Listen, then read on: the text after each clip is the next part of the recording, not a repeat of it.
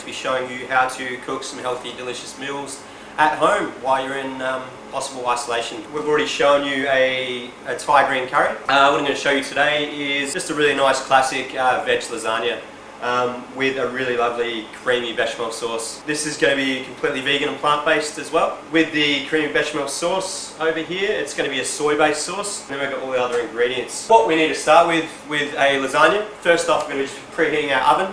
The oven we're going to preheat to 200 degrees. Once you're ready to go, obviously we're turning that down to 180 and cooking from there. Also, we're going to need one nice big pot to do the rich tomato filling and sauce, and then the other one over here for the bechamel. So we're going to be making a creamy bechamel sauce with that one. The ingredients we have some diced tomatoes, some dried sage, some dried oregano, some garlic powder. Obviously, fresh is best. If you can grab some garlic cloves. I just didn't have any today, and I'm going to use garlic powder, which works just as well. We've got some salt, we've got some pepper obviously. We've got some chopped up zucchini. Totally up to you how fine you want to chop. I like to just roughly chop and have some big chunks in there because I really like that chunkiness. Got some carrot as well, which is just chopped up and roughly chopped as well. Again, just like that crunch. The carrot's also going to add some sweetness to the lasagna sauce as well. On top of that, we've got some fresh herbs, but I've got some parsley, some dill, and some fresh thyme today. I feel like the more herbs you can get in there, the more flavour, the better. So basically, we're going to start with the sauce. So we're going to get our big pan cranking hot, flick that onto high, a bit of oil. We're just going to go oil on the bottom just to coat that pan. And while that's heating up, we're going to get an onion, which I haven't got. Yeah. So again, slicing or dicing. With this one, I'm going to dice because I don't want really massive chunks of onion through it, but I want that onion flavour. So I'm going to dice it reasonably fine. So when you're dicing, guys, chopping off the tail end and then keeping that root end attached, just taking off that first layer to avoid any pesticides that may have got into the first layer of the onion. But obviously if you can get organic, it is best, but obviously a bit more expensive. So yeah, just taking off those first bits. And dicing, we're just going to chop down. Don't have to be super fine.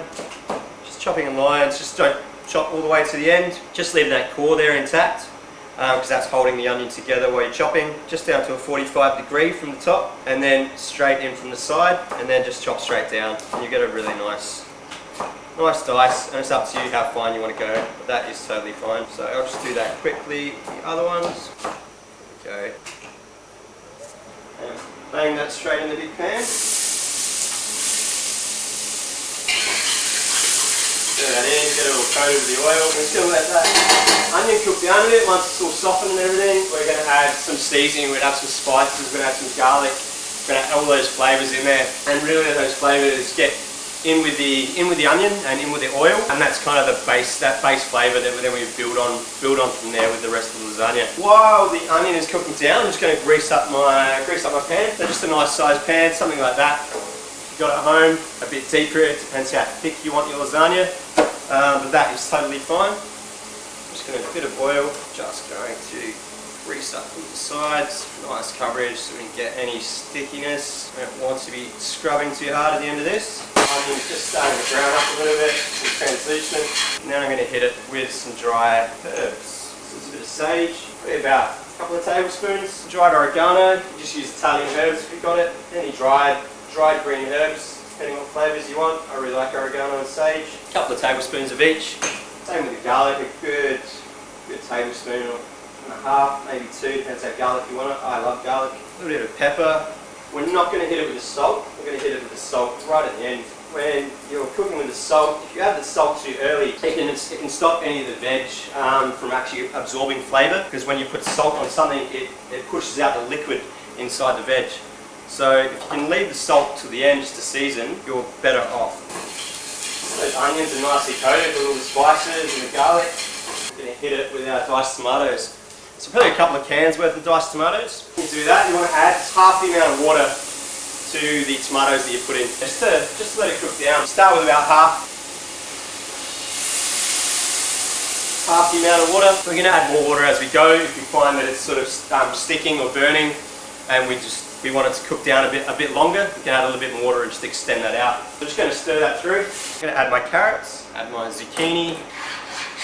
Stir that through.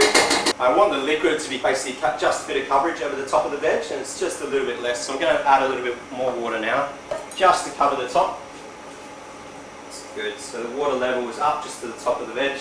Give it one more quick stir, and that's going to come up to the boil. Once that's up to the boil, then we're just going to turn it down to a simmer, and we're just going to let it cook down, let it thicken, and it's up to you how thick and rich you want the sauce.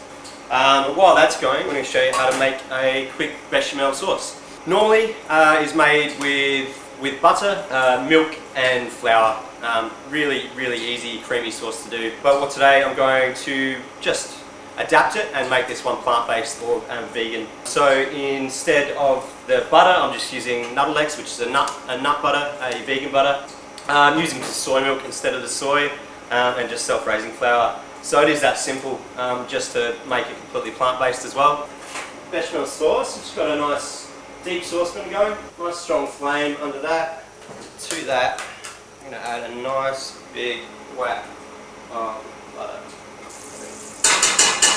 2 really nice big sort of heat tablespoons, so I guess it'd be equivalent to maybe 4 decent tablespoons there. And once it's all melted down, I just want to get a little bit of colour to it as well. A little bit of colour is just going to add a little bit more flavour. So if you let it just brown slightly, you just get that slight nuttiness to the flavour of the sauce at the end. That's really melted down, just starting to get a little bit of colour there. So to that, I'm going to add about a cup worth of flour to start with. I'm going to gradually add that in. Just stir. Key with doing a bechamel is just to keep it moving, keep it stirring. You don't want to be sticking to the bottom of that pan and burning. Add the flour, so that thickens right up. You should almost see it like a bit of a dough, almost like a dough, a pastry dough on the bottom of the pan right now. When it gets to that point where it starts to go a little dry, that's when we're going to add the soy milk. Soy milk we'll add gradually, about half a cup at a time, stirring it in until it starts to dry out again. We'll add another whack of the milk, incorporating it in with the flour and the nut butter. You'll see it starting to get smoother, but still drying out. So that's when we're just going to keep adding this, about half a cup at a time. This I want quite a runny bechamel sauce. I want to really cover that lasagna. So I'm going to add the whole litre of the soy milk, but again, just adding half a cup at a time. As we're doing this, we're cooking out the flour, so you don't get that floury texture. Flour's there thicken, but you don't want that flouriness on your palate. See there, it's just starting to get a nice creaminess to it, quite runny, but I still want it runnier than that. Again, if you make it too runny, you can always add a bit more flour to thicken it, and then if you make it too thick, just add a little bit more milk. Awesome. So just add the rest. That was a full litre of soy milk. When you use soy milk, guys, try to get a really nice whole bean soy milk. There are soy milks out there that use isotope powder. It's just nowhere as much sort of protein. It's like sort of 4% powder they use rather than 13 to 14% of the soybeans. I feel like if you're going to be drinking soy milk and wanting the health benefits, you really want the best one you can get. So have a look on the ingredients and just try to find one that's got as much soy protein in it as possible. So it's still cooking down. I'm going to turn the heat right down on this now. Just let that flour cook out for a bit and just thicken slightly. Just over here, the sauce a bit of a stir. So I'm just going to take the bechamel off the heat just for a bit. I'm going to pop it back on the heat in a little while. So we're just going to let that tomato base of the veg just cook down and just get a bit thicker. Still want it chunky, still want that texture in there as well, the veg, but you still want to get that bit of thickness through the sauce as well.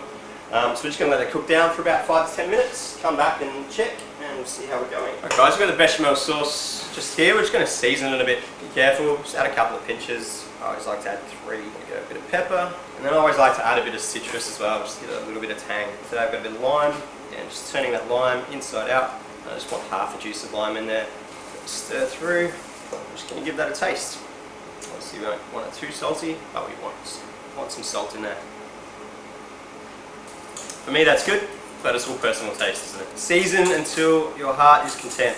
Pop that back over there. Just have a look on our lasagna sauce. Now probably a few minutes away on lasagna filling.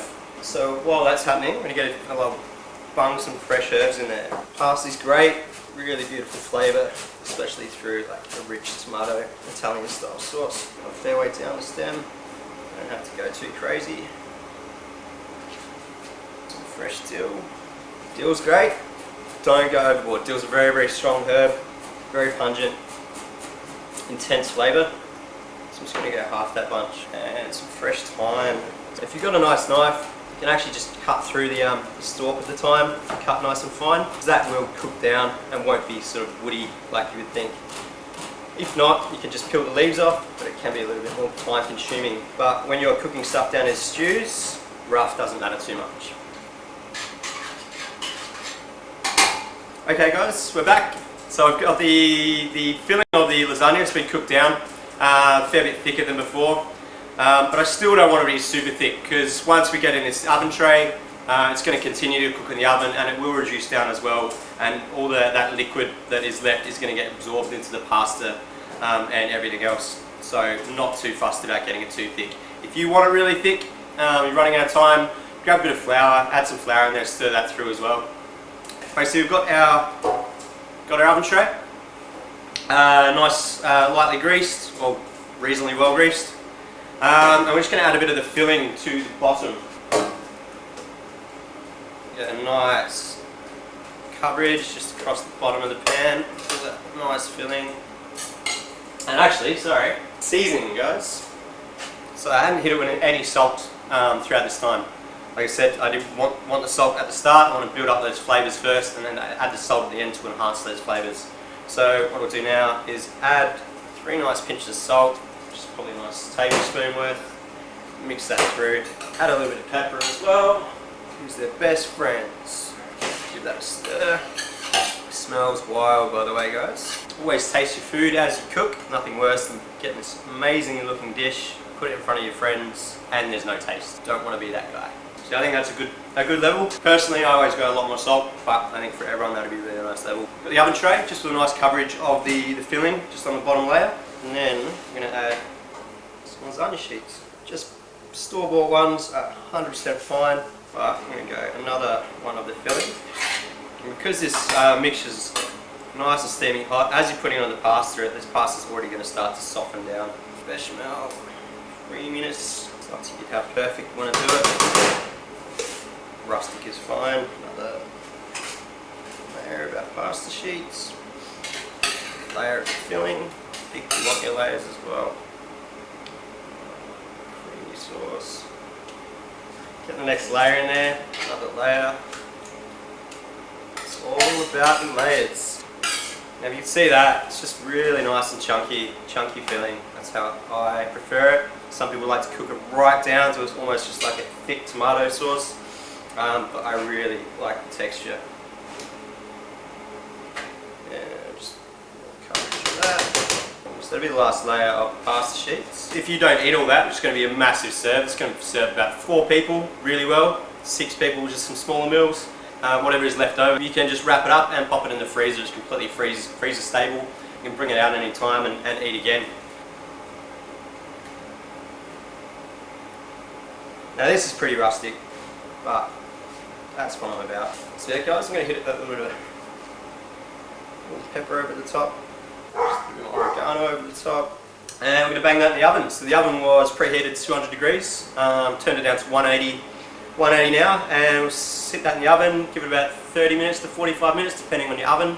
Just keep having a look every now and then, every 15 to 20 minutes have a look at what's in there, as long as it's not starting to burn on top, but nice and crispy on top is fine. For browns and caramelized is totally fine, but just keep checking on it.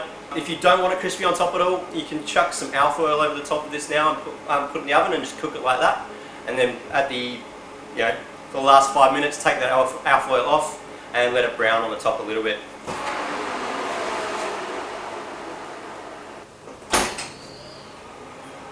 So we've got that in the oven, guys. We're going to come back to that in about half an hour. Check on, see what it's like, see if we need to cook it a bit longer. Otherwise, I think that should be good. Hey guys, we're back. The lasagna has been in the oven for about 30 minutes, roughly. I kept coming to check it, and once it's all golden brown, just like that, it is perfect. It's done. You can also check. Just grab yourself a knife, and you can just push through, nice and easy. You know that it's ready all the way through. So that's it, guys. Super simple.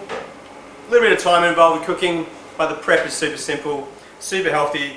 Again, it's just a real basic one. You can add a whole bunch more stuff to this as well. Again, like I said, great one to do because it can sit in your fridge for a while. If you still don't eat it then, chuck it in the freezer and it's totally freezer stable. You